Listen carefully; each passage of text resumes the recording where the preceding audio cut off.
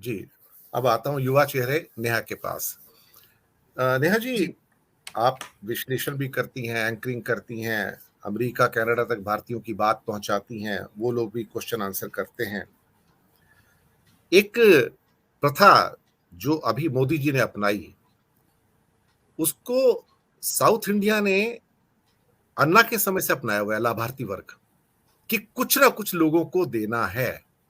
चाहे हुँ, वो हुँ। एक उस टाइम मिक्सर ही दिया जाता था या छोटे ब्लैक एंड व्हाइट टेलीविज़न दिए जाते थे या कोई साइकिल दी जाती थी और बाद मुफ्त का अनाज भी दिया जाता था उसके अंदर। फिर बाद में उसको एनटीआर ने भी आंध्र प्रदेश में अपनाया। तो ये लाभार्थी की जो परंपरा थी, सफलतापूर्वक तमिलनाडु से स्टार्ट होती है देखा जाए तो। और उसको जी। अच्छे ढंग से बाद में एनटीआर ने भी आंध्र में एनकैश किया। मोदी जी तो बहुत लेट आए एक्चुअली इसमें देखा जाए तो। लाभार्थी की जो सारी की सारी जो सूची बनती है, तो उन्होंने पहले ही एक्सपेरिमेंट करके देख लिया था, कोई आइटम्स दे दीजिए, इनको कोई सूती धोती दे दीजिए, कोई साड़ी दे दीजिए, ये चीज़ें चलती आई हैं वहाँ पर। विवाह के समय कुछ एक फिक्स अमाउंट सरकारों के द्वारा दिए जाना, ये आज का नहीं है, ये कई दशक पहले वो आ चुके हैं इस राजनीति में। और उसका उनको फ़ायदा मिला है और वो कंटिन्यू भी करते आए हैं। तो यानी कि लोगों के जो वेलफेयर का जो एक मॉडल जो उन्होंने पैदा किया था, जो मोदी जी ने अब ऑप्ट किया है, मैं भी हैरान कई हुँ, बार होता हूँ कि नॉर्थ इंडिया की पार्टी को उन्होंने ऑप्ट क्यों नहीं कर पाई उसको, जो साउथ में सफलतापूर्वक ऑप्ट किया गया था। हुँ, इसके अलावा हुँ। अम्मा कैंटीन्स वगैरह, इस टाइप की इंदिरा कैंटीन, अम्मा कैंटीन बहुत कुछ चलती आई है वहाँ पर। आपको क्या लगता है कि ये दक्षिण भारत के राज्यों में भाजपा की पैठ गहरी क्यों नहीं हो पाई है? कुछ लाभार्थी का एक संकेत तो मैंने आपको दिया कि ये बहुत गहरे तक उतरी हुई है उनकी राजनीति में। जी।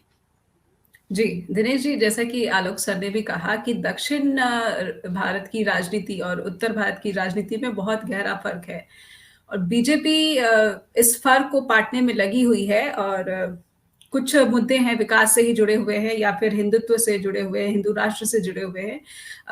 कर्नाटक में ही बार-बार इस तरह के मसले उठाए जाते हैं, लेकिन जब बात केरल, तमिलनाडु, आंध्र प्रदेश और तेलंगाना की भी आ जाती है, तेलंगाना थोड़ा-सा मुझे लग रहा है कि वहाँ पे जो सीन है धीरे-धीरे बंदी संजय उनके प्रयासों की वजह से उनकी तारीफ खुद प्रधानमंत्री नरेंद्र मोदी ने राष्ट्रीय कार्यकारिणी की बैठक में बार-बार की और ये भी कहा कि उनकी यात्रा जो उन्होंने पूरे राज्य में चलाई है, उसमें जाके आप लोग भी बड़े जो नेता हैं दूसरे अन्य, आप भी जाकर शामिल होइए। तो प्रयास काफ़ी तत्परता से बीजेपी के नेता और खुद प्रधानमंत्री के नेतृत्व में किए जा रहे हैं।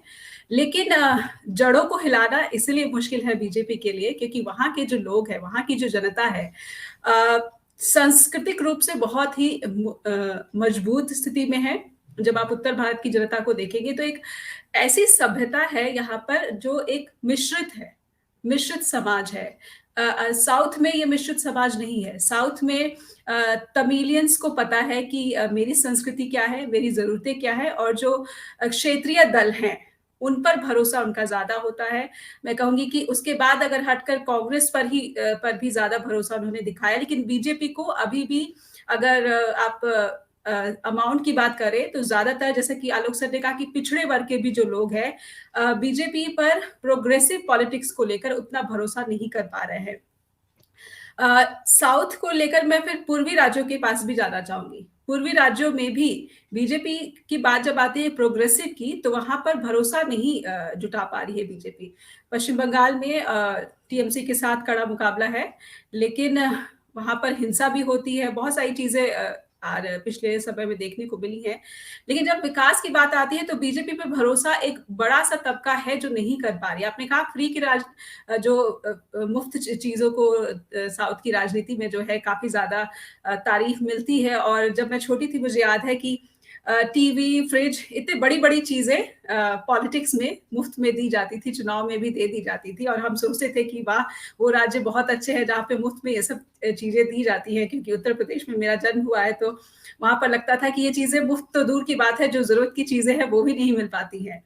तो साउथ की राजनीति में ये चीज़ें अट्रैक्ट करती थी और ये चीज़ें अभी भी मैं कहूँगी कि तमिलनाडु का ही ज़िक्र ले लीजिए, तो तमिल संस्कृति को लेकर स्टालिन जिस तरह से पुश कर रहे हैं, वहाँ के जो एक्टर्स हैं, वो भी जो पुश कर रहे हैं, बीजेपी कहीं न कहीं मुझे लगता है कि अपनी कोशिशों में शायद उतना सफल नहीं हो पाएगी। मुफ्त चीज़ों की कवायद जो है शुरू की थी बहुत लंबे समय से जयललिता या फिर एआईएडीएमके के अन्ना समय से अन्ना हुआ। अन्ना ने, अन्ना जी ने। जी, जी। अन्ना ने जी। किया था लेकिन फिर उन्होंने वापस आगे बढ़ाया था। फिर एमजीआर आए, उन्होंने स्टार्ट किया, सब कुछ किया। बिल्कुल, बिल्कुल। जी। एनटीआर आए, सीनियर एनटीआर जो कि आलोक जी ने कहा कि सीनियर एनटीआर क्योंकि लोकप्रिय बहुत थे। और सर ने कहा कि राजनीति में जो फ़िल्मों के अभिनेता हैं, उनको पूजनीय माना जाता है। तो मौजूदा वक़्त में मुझे जो लग रहा है कि तमिल एक्टर्स हैं मैं कमल हासन का भी नाम लूँगी यहाँ पर। खुलकर जब वो भारत जोड़ो यात्रा में शामिल हुए, तो कहीं न कहीं वो एक वर्ग को प्रभावित करते हैं। एक और बड़े अभिनेता हैं, मुझे उनका नाम नहीं याद आ रहा है, लेकिन वो चेहरा काफ़ी पॉपुलर है वहाँ पर फ़िल्मों में। उनका भी आप खुलकर कांग्रेस के रजनीकांत की बात कर रही हैं क्या आप? रजनीकांत की नहीं, एक और है चिरंजीवी। वो क उनका नाम मुझे याद नहीं आ रहा है। ठीक। पर वो काफ़ी पॉपुलर है, तो उनका भी खुलकर कांग्रेस के साथ आना, इस पर काफ़ी बात हुई थी कि वो लोग हैं जिनको पूजा जाता है और वहाँ पर तो अपने अभिनेता या फिर नेता के लिए जान तक की कुर्बानी जो है, वो दे दी जाती है। इसमें एक एक चीज़ कई मैं पूछना चाहूँगा नेहा जी कि जी। हमारे यहाँ नॉर्थ इंडिया में पैटर्न देखा जाता है कि विधानसभा में वोटिंग का एक पैटर्न होता है, लोकसभा में एक पैटर्न होता है, जहाँ मोदी जी के नाम पे वोट जाते हैं वहाँ पर। लेकिन मुझे केरल में, तमिलनाडु में, आंध्रा में वो पैटर्न नज़र नहीं आता लोकसभा के अंदर भी कि लोग विधानसभा से वहाँ पर शिफ्ट हो जाए। वो पैटर्न बिल्कुल वहाँ पे डेड है बिल्कुल।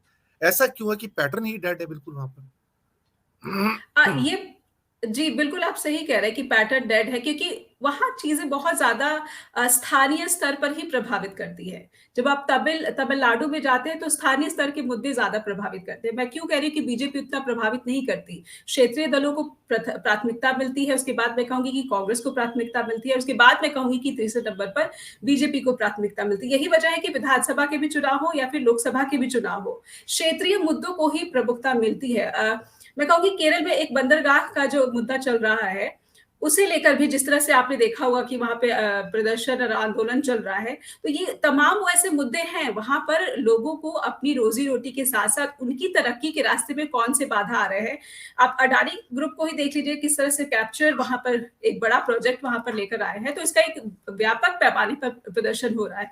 और इस तरह के तमाम तमिलनाडु में ही देख लीजिए संस्कृति को लेकर या फिर भाषा को लेकर या फिर विचारधारा को लेकर बार-बार बीजेपी के जो बीजेपी माफ कीजिएगा, बीजेपी के गवर्नर नहीं है, वो राज्य के गवर्नर हैं। लेकिन कभी ना कभी इस तरह इतना विवाद गहरा गया है कि ऐसा लग रहा है कि क्या वो बीजेपी की विचारधारा को आगे पुश कर रहे हैं। तो तमाम ये जो मुद्दे हैं अलग-अलग राज्यों के स्थानीय स्तर पर बीजेपी के लिए नुकसानदायक हैं। और प्रधानमंत्री ने बहुत खुद भी चिंता जताई है इन राज्यों को लेकर कि दक्षिण के राज्यों में मेहनत करनी पड़ेगी क्योंकि सीटें काफ़ी ज़्यादा हैं और ये राज्य हो सकता है कि उनकी 2024 की जो विजय का लक्ष्य है, उसमें उतना सफलतापूर्वक सहयोगी ना बन पाए। जी, दिनेश।